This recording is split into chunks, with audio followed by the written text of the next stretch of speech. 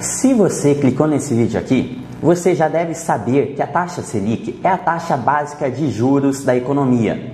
Mas você sabe o porquê disso?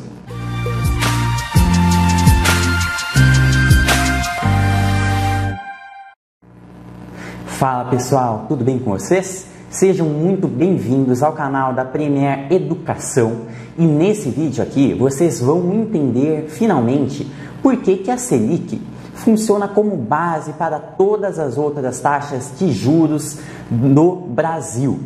Mas para isso a gente tem que entender como é que funcionam os bancos, como é que eles lucram, qual a função deles na economia, como é que eles aplicam os juros. Pessoal, a gente sabe que os bancos, eles lucram. E o objetivo deles é lucrar a todo o custo. Esse é o negócio deles. E como é que eles lucram? Eles lucram através do spread bancário, que está diretamente relacionado aos juros pagos e cobrados. O banco, primeiramente, ele pega dinheiro emprestado de você, de uma pessoa física. Também pega dinheiro emprestado de todas as outras pessoas que vão lá e depositam dinheiro no banco, fazendo aplicações na poupança, CDBs automáticos e diversas outras aplicações bancárias.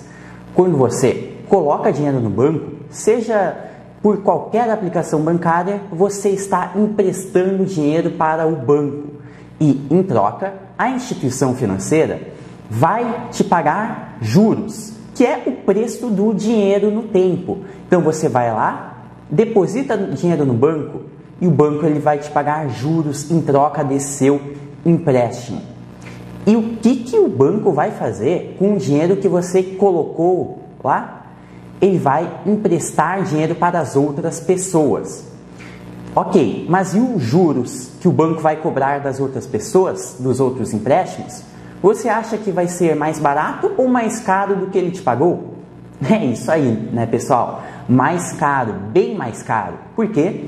Porque o negócio do banco é comprar dinheiro barato, ou seja, pegar dinheiro emprestado a uma taxa de juros baixa, emprestar dinheiro caro, ou seja, emprestar dinheiro para as outras pessoas a uma taxa de juros bem mais alta. E essa diferença entre a taxa de juros que o banco empresta e a taxa de juros que o banco paga por um empréstimo que ele tomou se chama spread bancário. Quanto maior é o spread, maior essa diferença. Então, maior é o lucro operacional do banco para cada empréstimo que ele realiza. Mas vocês sabiam que os bancos eles não emprestam dinheiro só para nós, pessoas físicas. Eles emprestam também entre si, de banco para banco. Também emprestam para instituições governamentais e outras pessoas jurídicas privadas. Nesse ponto, pessoal, é muito importante a gente entender um fator. Nem todo o dinheiro que os bancos possuem, eles guardam com eles. Uma parte do que eles têm fica com o Banco Central do Brasil, que é um órgão governamental, ou seja, é um órgão do governo, é uma autarquia federal. E a gente fala que o Banco Central é o banco dos bancos. Por quê? Vamos ver em um sentido aqui, pessoal. Se eu, pessoa física, quero guardar dinheiro, eu vou lá e deposito o dinheiro em um banco.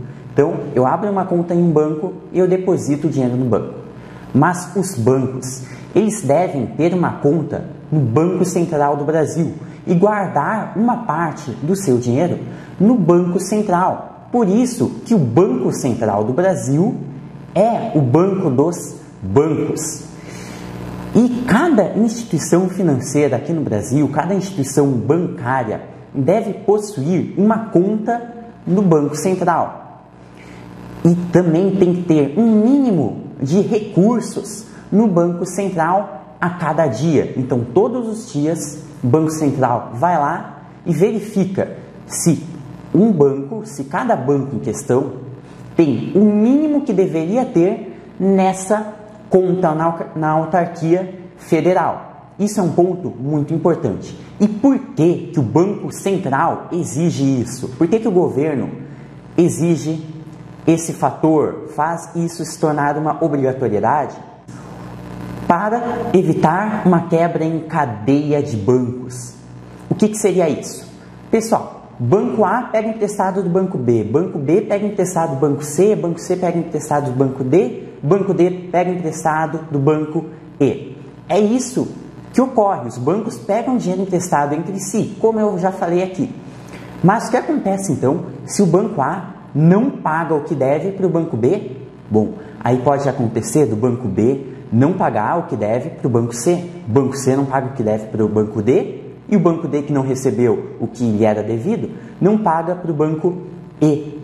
E os bancos que acabam tendo muito prejuízo com esses negócios, a gente não pode esquecer que os bancos devem dinheiro também para nós, pessoas físicas, para órgãos governamentais. Então, se um banco acaba não pagando o que devia para outro banco, pode gerar complicações tão grandes a ponto de gerar uma quebra em cadeia. Então, os bancos deverem para outros bancos que devem para cada vez mais instituições. E para evitar um colapso no setor bancário, para dar uma maior segurança ao sistema financeiro nacional, o Banco Central do Brasil exige que cada banco possua um mínimo de dinheiro na sua conta na autarquia federal, para evitar um colapso no setor bancário. Então, todos os dias, os bancos têm que ter um mínimo de recursos na conta do banco dos bancos. Mas o que acontece se, no final do dia, o Banco Central vai lá conferir e não tem esse dinheiro lá? Bom, pessoal, aí complica para o banco que não atingiu o mínimo. Complica para o banco que não tem o mínimo que deveria ter. As suas atividades vão sofrer intervenções. E os bancos, por certo período, eles não vão conseguir movimentar o que movimentavam antes. E como os bancos eles lucram através de empréstimo, tomada de empréstimo barato e liberação de empréstimos caros, se eles não conseguirem fazer isso por certo período de tempo, ou se eles puderem fazer isso, mas em uma quantidade muito menor, então os resultados financeiros vão ser muito prejudicados, vai ser muito ruim. Então, de jeito nenhum, os bancos querem que isso aconteça. Então, a todo custo, os bancos eles vão evitar de não atingir o mínimo que devem ter na sua conta no Banco Central do Brasil. Bom, mas então tá, o banco ele não pode ficar com menos dinheiro do que ele tem que ter na conta no Banco Central do Brasil. É muito ruim para ele se isso acontece, mas vamos considerar um cenário aqui que o banco ele tentou, mas não conseguiu. Chega no final do dia e ele está negativo na sua conta, ele está com menos dinheiro do que deveria ter. O que acontece então? Os bancos eles vão tomar empréstimos, eles pegam mais dinheiro emprestado para conseguir repor o que deveria ter, repor o mínimo. Mas de quem é que os bancos vão pegar dinheiro emprestado? Bom, duas alternativas. Uma alternativa é pegar do próprio governo, pegar dinheiro emprestado do próprio Banco Central do Brasil. Outra alternativa é pegar dinheiro emprestado de outro banco, de outras instituições financeiras. Mas qual que é a vantagem e desvantagem de pegar com o governo, de pegar com os bancos? De quem que ele vai pegar de fato? Vamos ver então os dois cenários. Se o banco ele pega emprestado com o governo, isso se chama de operação de redesconto. Quando o Banco Central do Brasil, que é um órgão do governo, sempre lembrando, quando o Banco Central do Brasil empresta dinheiro para um banco, ele está realizando uma operação de redesconto bancário. E como em qualquer outro empréstimo que ocorre, vai ocorrer juros. Então o Banco Central ele vai cobrar juros do banco pelo empréstimo concedido. E esses juros vai ser qual? Será a taxa de redesconto. E a taxa de redesconto ela é baseada na taxa Selic meta, aquela que é definida pelo Copom, que é um órgão do Banco Central do Brasil, um órgão subordinado ao Banco Central do Brasil. Então, a taxa de redesconto, ela é baseada e ela é muito próxima, às vezes igual, a taxa Selic. Então, quando o governo empresta dinheiro para um banco, ele cobra a taxa de redesconto que é baseada na taxa Selic Meta. Ok, então uma opção é pegar dinheiro emprestado do governo, mas a outra opção é pegar dinheiro emprestado dos bancos. Em que cenário o banco que precisa de dinheiro emprestado vai pegar dinheiro emprestado de outro banco e não do governo? Em um cenário, no cenário que os bancos ofereçam empréstimo a um juros mais baixo, a uma taxa de juros menor. E se isso ocorrer, aí sim, os bancos eles podem ver uma vantagem em não pegar dinheiro emprestado do governo e pegar de outros bancos. E por que isso acontece? Porque os bancos, para conseguir emprestar dinheiro para o outro banco, tem que abaixar um pouco a taxa de juros. Simples, porque é muito mais fácil pegar dinheiro emprestado com o governo. É mais fácil e é mais garantido também, porque o governo é o melhor credor e o melhor devedor do mercado. Você elimina, na verdade você diminui muito o risco jurídico, o risco legal e também aumenta muito a chance de conseguir empréstimo mais fácil quando pega dinheiro emprestado do governo, do Banco Central do Brasil. Então, em condições iguais, sempre vai ser mais vantajoso pegar dinheiro emprestado do Banco Central do Brasil. Mas, pessoal, a gente então chegou no ponto que a gente queria chegar. Taxa Selic. Mas por que ela afeta? Por que essas operações aí afetam as outras taxas de juros da nossa economia? Então, pessoal, a gente tem que então fazer uma ligação com todas as outras operações que ocorrem. Mas, para isso, a gente tem que entender bem certinho uma coisa. Isso que eu falei de banco pegar dinheiro emprestado com o governo ou com os outros bancos, acontecem várias vezes por dia, com vários bancos e todos os dias. Então, pessoal, como é que isso funcionaria então na prática? O banco pega dinheiro emprestado com o governo. O governo empresta baseado na taxa Selic. Então, quanto maior for a taxa Selic, maior então será os juros cobrado pelo governo para o empréstimo para o banco. Ok, então o banco pegou dinheiro emprestado a uma determinada taxa do governo. A gente sabe que o que o banco quer? O banco quer pegar dinheiro emprestado a uma taxa baixa, emprestar a uma taxa alta. Se o banco pegou dinheiro emprestado a uma taxa de juros alta do governo, ou seja, se a taxa Selic estava muito alta, então o banco ele terá de subir a sua taxa de juros nos empréstimos para outras pessoas.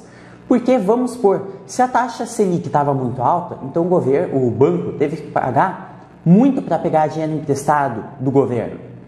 E se outra pessoa vai lá e pede dinheiro emprestado para esse banco, o banco ele não quer perder dinheiro, ele quer manter os seus lucros. Então ele vai ter que aumentar a taxa de juros. E aí o que acontece? Os empréstimos ficam mais caros. Os juros dos bancos ficam maiores, porque isso não acontece só com um banco, acontece com vários bancos.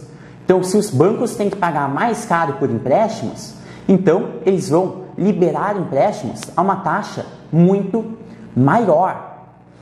E nesse cenário aqui que eu falei, foi o banco pegando dinheiro emprestado com o governo. Mas se o banco pegar dinheiro emprestado com os outros bancos, isso não ocorre também? Não, continua ocorrendo, pessoal. A taxa de juros que os bancos vão emprestar para outros bancos, ou seja, vão emprestar entre si, é um pouquinho menor, às vezes 0,1% menor, na maioria dos casos, do que a taxa Selic. Então, mesmo que seja um pouquinho menor, vai ser baseada também na taxa Selic. Então, se a Selic estiver alta, então os juros cobrados pelos bancos para emprestar dinheiro para outras instituições bancárias também vai ser bastante alto. E o banco que pegou dinheiro emprestado vai ter que aumentar bastante os juros nos empréstimos para pessoas físicas ou para outras empresas. Então, por que a gente chama a taxa Selic de taxa básica de juros?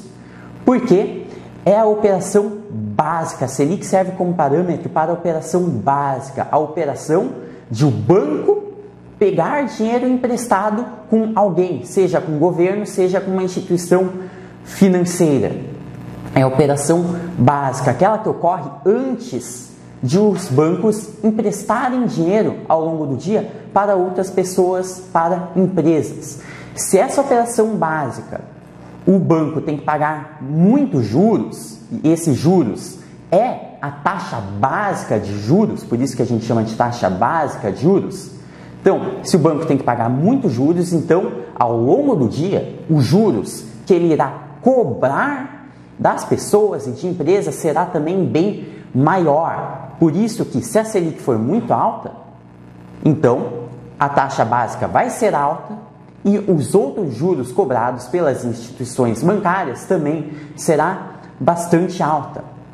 Da mesma forma que, se a taxa básica de juros for baixa, ou seja, os juros cobrados pelo governo e pelos bancos também, para emprestar dinheiro para um banco em específico, for baixa, então o banco não vai precisar, ao longo do dia, para aplicar taxas de juros tão altas para emprestar dinheiro para outras pessoas. Ele vai poder abaixar um pouquinho.